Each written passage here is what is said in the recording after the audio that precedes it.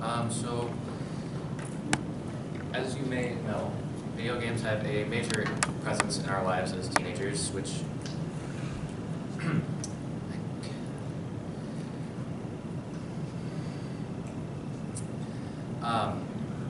sparks numerous debates about whether it is safe for children our age and younger to be playing video games, especially those with violence. I believe that this topic is quite relevant as nearly 2/3 of teenagers play video games, according to Pew Research Center. But the problem with these debates is that a good portion of them have major flaws in them. So in this speech I'll be covering the basics of this debate, the flaws in the major speeches of the debate, and an alternative solution. So with that said, we need to cover the basics, so we'll be going over an overview of the violent video game debate. So,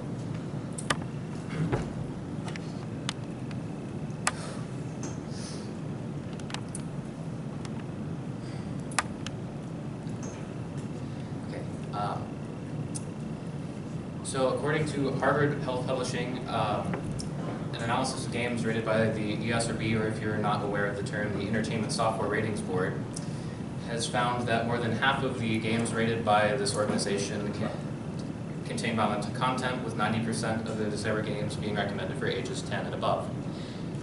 This leads to some issues from groups such as the AAP, or the American Academy of Pediatrics, who believe that the violence in games can contribute to potential violent acts in the future in real life.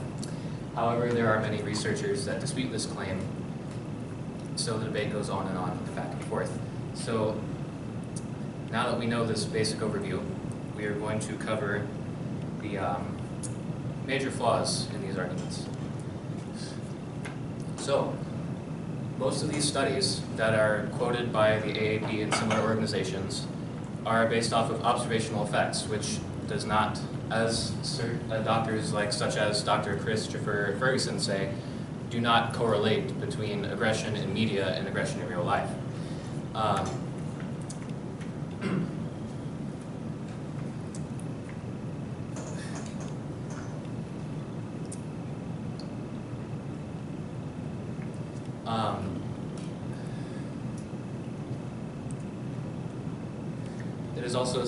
There is also the connotation that video games are an antisocial experience, but however, according to Pew Research Center, that 92% of teens who play video games do it in a pro-social manner. 65% of that percentage being people in the same room, and 27% being through the internet. And further on the desensitization, there's also the debate on desensitization, where you would, for those of you who are not aware of that term, would mean that being exposed to so much violence makes you null to that violence in real life, so you would not react to it in a normal manner. However, there are findings from the Department of Education that show that interest in violent media do not correlate to violent acts in the future, and do not release as much desensitization as previously thought. So with these flaws, there is also alternative solutions. As I have mentioned previously, that observational studies do not work as well as intended, so we focus on cause and effect.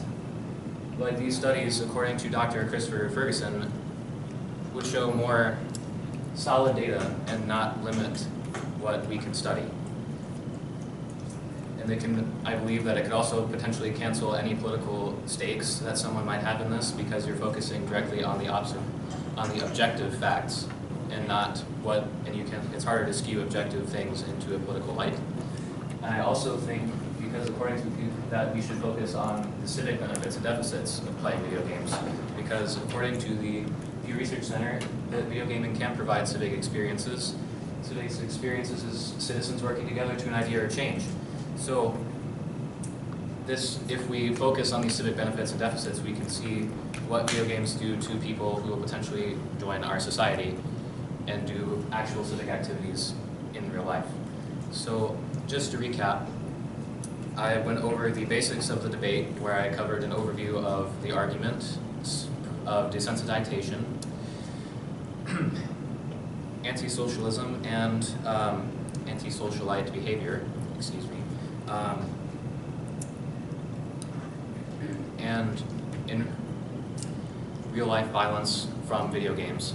I point out the flaws in the studies that have been conducted by certain organizations such as the American Academy of Pediatrics, and I have provided statistics that show that it is a both pro-social way to entertain teenagers, and that we should focus on cause and effect rather than observational studies. Thank you for your time. How long it is.